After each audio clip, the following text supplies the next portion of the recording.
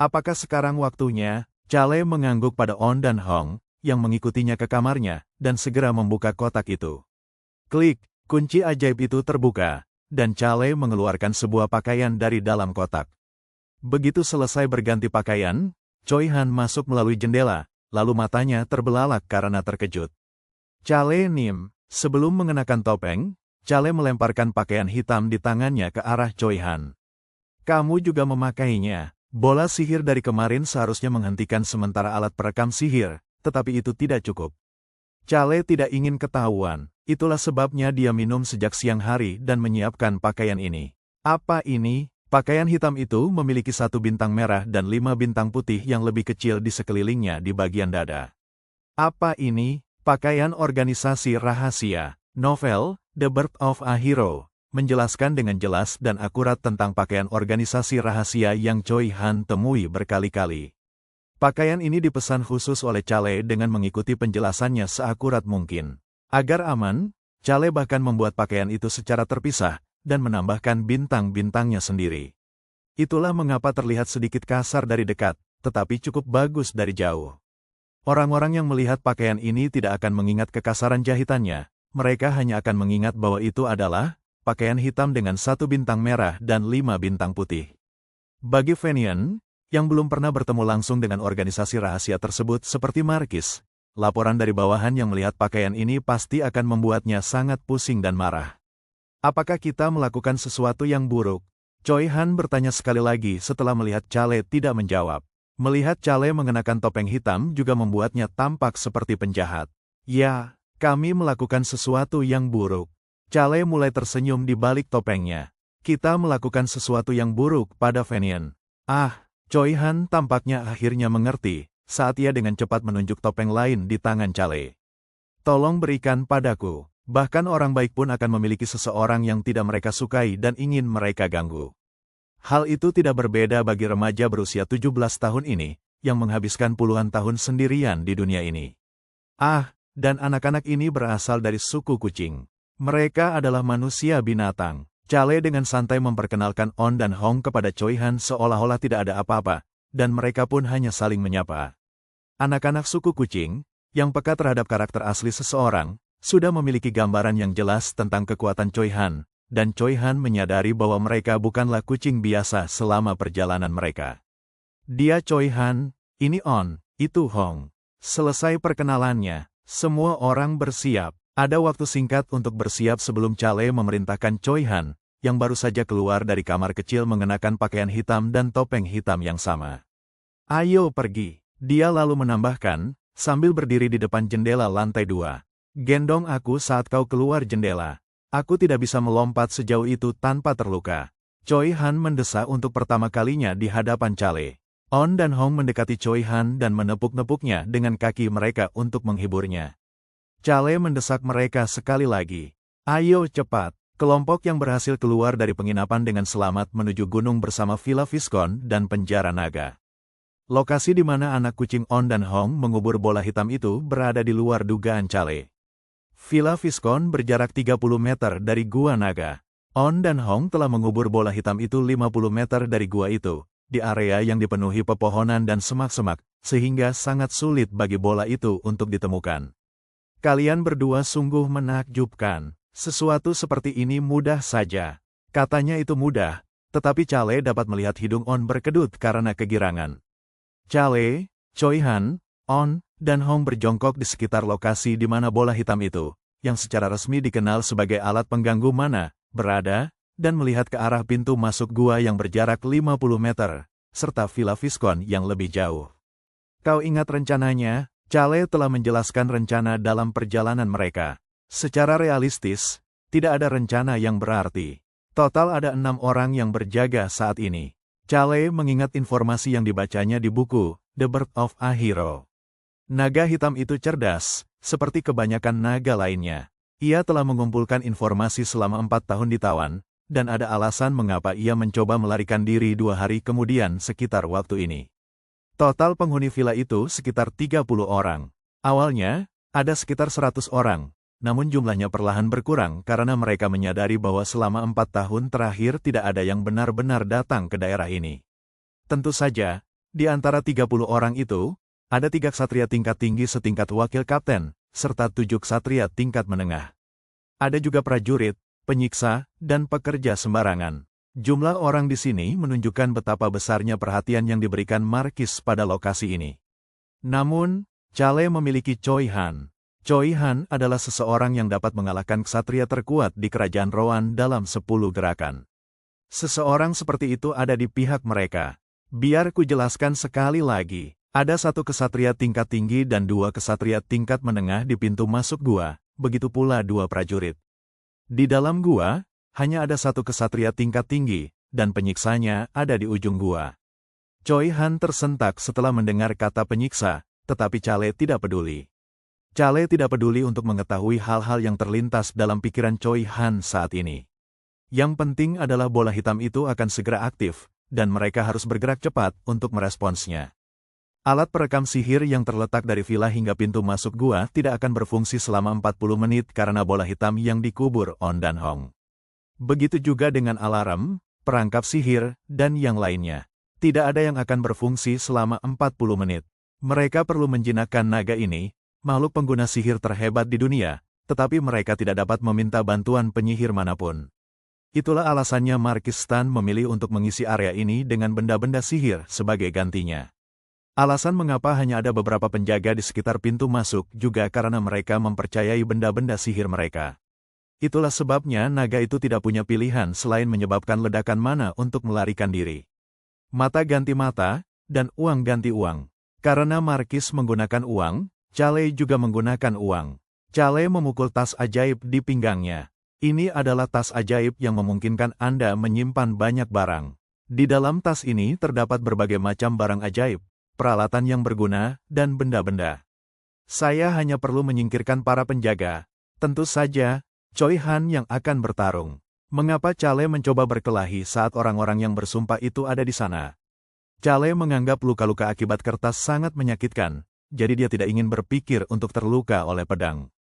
Ya, hanya kamu yang bisa kuandalkan untuk melindungiku. Tidak untuk saat ini. Chale menatap Choi Han dengan ekspresi serius. Dan Choi Han menganggukkan kepalanya dan membalas dengan tulus. Dan memenuhi harapan Anda. Ya, seperti yang kukatakan, pastikan mereka melihat pakaian kita lalu buat mereka pingsan. Jangan bunuh mereka, dan jangan perlihatkan ilmu pedangmu. Kau ingat apa yang harus dilakukan setelah itu, kan? Aura hitam transparan unik milik Choi Han seharusnya dapat dengan mudah disamarkan oleh kegelapan, jika ia menggunakannya dengan hati-hati. Chale yakin Choi Han seharusnya mengerti, karena dia telah melakukannya berkali-kali.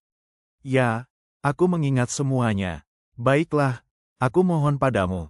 Chale menamparkan bahu Choi Han, sebelum menyerahkan alat mengubah suara kepadanya. Akan sangat buruk jika dia harus berbicara selama pertarungan dan mengenali suaranya. Barang itu mahal, jadi jangan sampai rusak. Mengerti? Kamu tidak perlu khawatir. Chale kemudian melihat ke arah anak-anak kucing itu. Chale menanggapi kibasan ekor mereka, yang sepertinya menanyakan sesuatu. Aku akan menghadiahkan daging setelah semuanya selesai. Tampaknya itu bukan jawaban yang tepat, karena mereka bersinar dan berputar. Chale tidak banyak memproduksi, alih-alih memeriksa waktu dengan cerminnya. 5 menit tersisa, langit telah gelap, hari sudah malam. Chale lalu mengingat percakapannya dengan Bilos. Item sihir yang telah dipengaruhi oleh alat pengganggu mana akan langsung berhenti bekerja, dan sebagian besar akan mati untuk mencegahnya meledak. Namun, item sihir dengan kualitas terbaik akan mulai berbunyi bip untuk menandakan bahwa item tersebut rusak. Ini tidak seperti alarm ajaib, melainkan lebih seperti alarm jam. Mungkin akan berisik, saya tidak tahu di mana Anda berencana menggunakannya, tetapi suaranya harus cukup keras agar bisa didengar musuh. Bilos mulai memutar dan melanjutkan. Akan tetapi, jika ada banyak benda ajaib di area tersebut, kemungkinan besar akan terjadi kekacauan karena semua alarm berbunyi secara bersamaan. Kekacauan sudah cukup bagi Chale. Bersiap, anak-anak kucing itu juga menutupi diri mereka dengan arang untuk menutupi warna bulu mereka. Mereka kemudian meninggalkan sisi Chale dan menghilang ke dalam kegelapan, sehingga Chale tidak bisa lagi melihat mereka. Mereka berdua tidak akan menunjukkan diri mereka di hadapan musuh hari ini. Namun, Chale tahu bahwa mereka akan mengikuti jadwal dan berada di perdamaian. Choi Han melipat sapu tangan yang ia gunakan untuk membersihkan kantung, dan memasukkannya ke dalam sakunya. Setelah semua persiapan selesai, Chale berdiri. Berdering, sesuatu mulai bergetar tepat di bawah tempat Chale duduk. Bola hitam itu mulai aktif. Klik, klik, jarum detik pada jam tangan Chale perlahan mendekati waktu yang ditentukan. Dan akhirnya, klik terakhir. Ayo pergi. Atas perintah Chale, Choi Han mengikuti jalannya dan berlari cepat ke depan, sementara On mulai menciptakan kabut di area tersebut. Chale berada di tengah kabut, membuatnya sulit untuk melihatnya. Pada saat yang sama, BR Ring, bola hitam itu akhirnya aktif. Kurasa tidak semuanya adalah benda ajaib dengan kualitas terbaik. Beberapa benda ajaib mulai berdenting keras untuk menandakan status mereka. Chale mengikuti di belakang Choi Han dengan kabut di sekitarnya, dan menuju ke gua. Mulai sekarang, ini adalah pertempuran melawan waktu. Choi Han sudah bertarung melawan para ksatria di depan gua. Bajingan yang menakutkan. Dalam waktu singkat, para prajurit sudah mengalami luka di tangan dan kaki, serta terjatuh di lantai. Siapa kau? Beraninya kau datang ke tempat ini? Choi Han dengan mudah menghindari serangan ksatria tingkat tinggi itu. Ia kemudian melangkah maju dan membuat luka yang di sisi tubuh ksatria itu. Ia kemudian menghindari darah yang menyembur keluar dari luka itu, dan menggunakan sikunya untuk menyerang punggung ksatria itu, diikuti oleh bagian belakang yang terkejut. Ksatria itu langsung pingsan. Sial, apa yang sebenarnya terjadi? Ksatria tingkat tinggi di dalam gua segera muncul juga. Rakun, Chale berbicara melalui alat perubahan suara. Kabut di sekitarnya mulai meluas, dan Hong mulai bergerak diam-diam dan menyebarkan racun untuk melumpuhkan musuh. Orang-orang yang pingsan tidak akan bisa bergerak untuk sementara waktu, bahkan jika mereka terbangun. Chale kemudian melakukan kontak mata dengan ksatria tingkat tinggi itu dan mengucapkan satu kata. Menutupi, Choi Han langsung berdiri di depan Chale dan melesat ke pintu masuk gua. Chale mengikuti dari belakang. Blokir mereka. Mendengar teriakan ksatria tingkat tinggi itu, dua ksatria tingkat menengah segera menyerang Choi Han. Pedang mereka mulai bersinar, menunjukkan bahwa para ksatria telah memasukkan aura mereka ke dalam pedang mereka. Namun, kedua pedang itu langsung terpotong. Dentang, dentang, bagian atas kedua pedang jatuh ke tanah. Apa-apaan ini? Apakah dia seorang pendekar pedang? Suara ksatria tingkat tinggi itu terdengar kaget sekaligus putus asa. Satu-satunya yang bisa memotong pedang yang dipenuhi aura adalah pisau aura seorang ahli pedang. Aduh, dia hanya butuh satu pukulan per orang. Chale tidak bisa bersantai-santai saat dia berjongkok di belakang Choi Han dan terus bergerak. Pada saat itu, mereka bisa mendengarnya dari jauh di belakang mereka. Penyusup, suara itu berasal dari villa. Chale mengalihkannya ke depan. Para ksatria tingkat menengah itu terhuyung sebelum jatuh. Chale menatap mereka. Mereka telah diracuni oleh racun kelumpuhan Hong. Racun, seorang pembunuh. Choi Han membuat mereka pingsan sebelum dengan cepat berlari ke arah ksatria tingkat tinggi yang menyerang dan mengunci pedangnya. Chale menggunakan celah itu untuk melewati pintu masuk gua.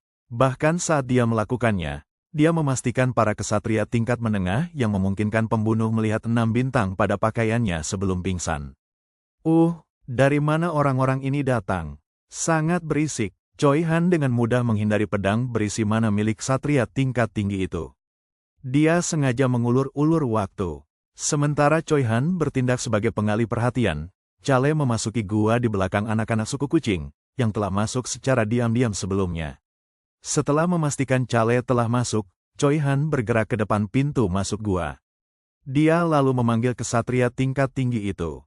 Datang, tentu saja tidak terdengar pada sang ksatria, melainkan pada semua musuh yang datang dari arah villa sambil membawa obor. Aku ingin kau menjadi milikku. Choi Han bisa mendengar suara Chale yang berubah, namun tetap tenang di belakangnya, dan mulai tersenyum. Namun, ia segera fokus untuk melepaskan sebagian kekuatannya saja. Seni pedang penghancur kegelapan. Seni pedang ini terdiri dari dua komponen, kegelapan dan kehancuran. Dari keduanya, kekuatan kehancuran mulai mengelilingi Choi Han. Tidak ada seorang pun yang dapat melewati tempat ini. Dia adalah seseorang yang selalu menepati janjinya. Sementara Choi Han melindungi pintu masuk, ada orang lain yang melindungi sesuatu dengan cara yang berbeda di dalam gua. Orang itu tidak lain adalah si penyiksa. Dialah yang melindungi penjara naga. Saat Chale tiba di dalam, dia sudah dalam keadaan kacau.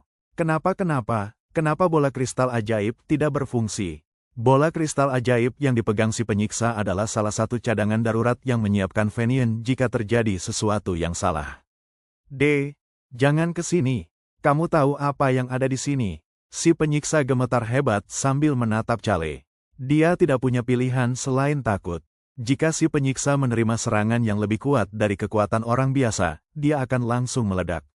Itu juga salah satu tindakan pengamanan Fenian. Kekuatan ledakan itu akan membuat kunci penjara dan penjara itu sendiri meledak bersama penyiksanya. Tentu saja, penyiksa itu tahu tentang ini. Jika kau datang, semua orang di sini akan mati. Chale mengulurkan tangan sambil melihat penyiksa yang gemetar. Begitu dia melakukannya, kabut mulai terbentuk di udara dan menuju ke penyiksa itu. Pemilik kabut, tersembunyi di balik bayang-bayang gua dan masih tersembunyi. Pergi, suara pertempuran dari pintu masuk gua. Kabut yang mendekat. Tentu saja, kabut di dalam gua itu penuh dengan racun. Kabut yang melumpuhkannya dengan cepat mengelilingi si penyiksa. Apaan sih? Racun. Tubuh penyiksa itu mulai bergetar saat ia jatuh ke tanah. Penyiksa itu tampak sangat mengerikan, tidak dapat berbicara atau bergerak saat ia terhuyung-huyung di lantai. Chale mendekati penyiksa itu dan mengacak-acak pakaiannya. Jika Anda tidak dapat menyerangnya, Anda hanya perlu memukulnya dengan racun. Atau, buatlah kesepakatan untuk menyerahkan kuncinya. Namun, dia tidak ingin menggunakan cara terakhir. Ini dia. Chale meraih kunci dan menutup mata si penyiksa, yang mulai kehilangan kesadaran karena racun. Chale bertanya-tanya apakah mereka telah menggunakan terlalu banyak racun, tetapi tidak terlalu peduli. Saya tidak yakin dia akan mati. Tapi kalau dia mati, ya sudahlah.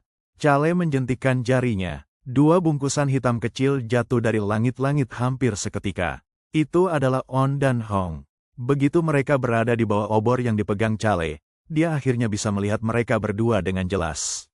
Chale memverifikasi bahwa On dan Hong aman sebelum menuju ke sudut terjauh gua. Begitu sampai, dia bisa melihat sosok hitam melingkar di dalam penjara sihir yang kini tak berguna ini.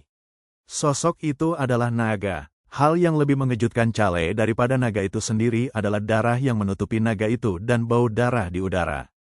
Chale segera mendekati penjara. Naga itu terus menutup matanya, bahkan saat Chale mendekat. Naga itu mungkin sedang dalam keadaan kacau sekarang. Chale memasukkan kunci ke lubang kunci dan membuka pintu. Klik, pintu itu terbuka dengan suara pelan. Chale perlahan membuka gerbang besi itu, dan masuk ke dalam penjara. Tempat itu cukup besar untuk disebut penjara. Terdapat cambuk dan alat penyiksaan lainnya, serta sofa mewah tempat Fenian duduk untuk menonton.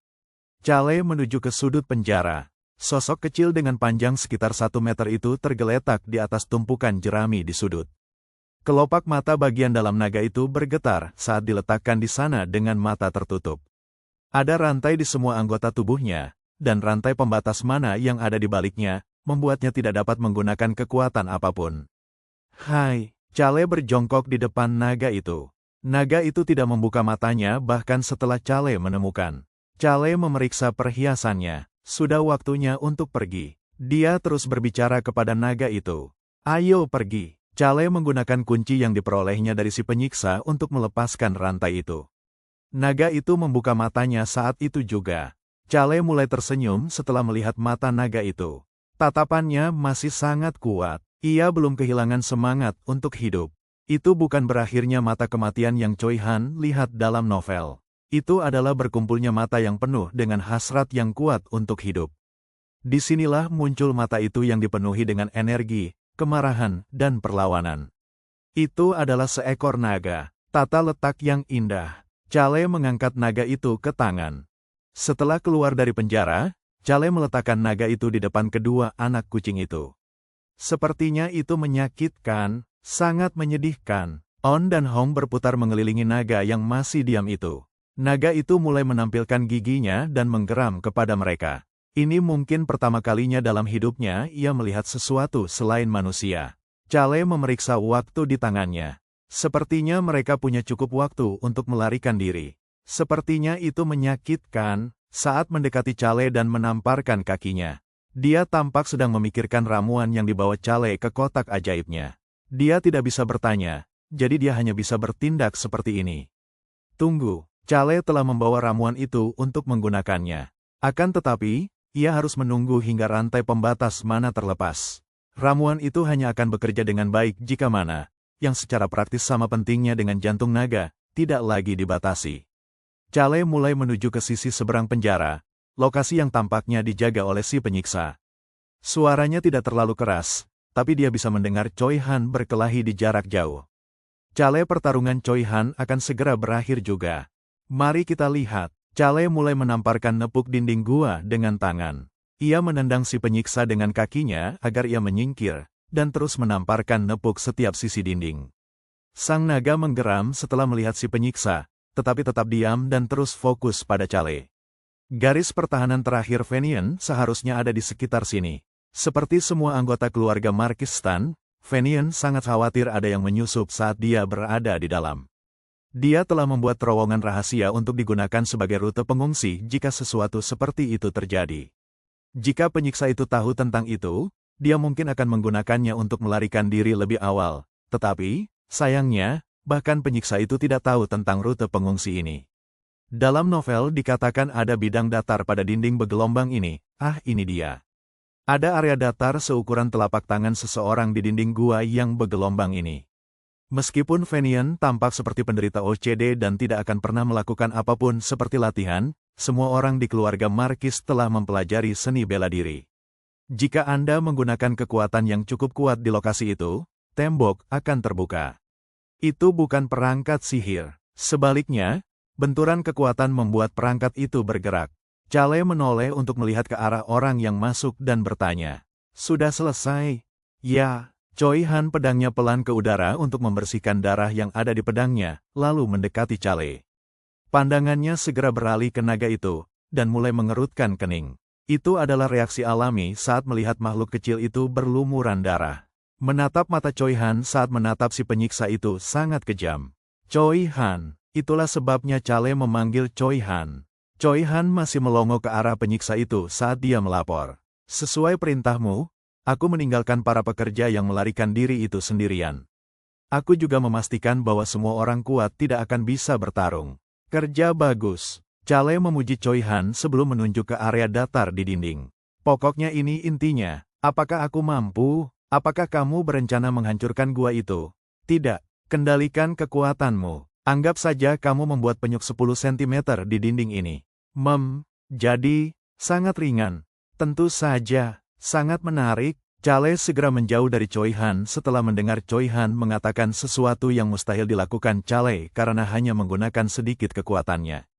Choi Han mengerti bahwa itu adalah Chale yang mendorongnya konstruksi, dan langsung meninju dinding. "Buang." "Wow. Chale mengangkat kembali naga itu sementara saudara-saudara kucingnya menyaksikan apa yang terjadi. "Pekikan." Suara melengking yang mengerikan keluar dari dinding, dan area seukuran pria dewasa muncul di salah satu sisi dinding gua. Choi Han segera mengambil obor. "Ayo pergi." Atas perintah Chale, anak-anak kucing itu naik ke punggung Choi Han, saat Choi Han melangkah masuk ke dalam terowongan terlebih dahulu. Chale mengikuti dari belakang. Naga itu tetap diam di pelukan Chale, hanya suara napasnya yang terdengar. Namun, mata yang menatap Chale masih sangat ganas. Alih-alih rasa terima kasih karena telah menyelamatkannya, pikiran itu tampaknya dipenuhi dengan pikiran takut disiksa oleh orang lain, juga kemarahan dan kebencian terhadap manusia. "Berhentilah melihat seperti itu." Chale dengan santai berbicara kepada naga di tangannya. Aku agak kehabisan nafas." Chale terengah-engah saat mencoba menyeimbangkan Choi Han yang tampak tidak mengalami kendala dalam berlari.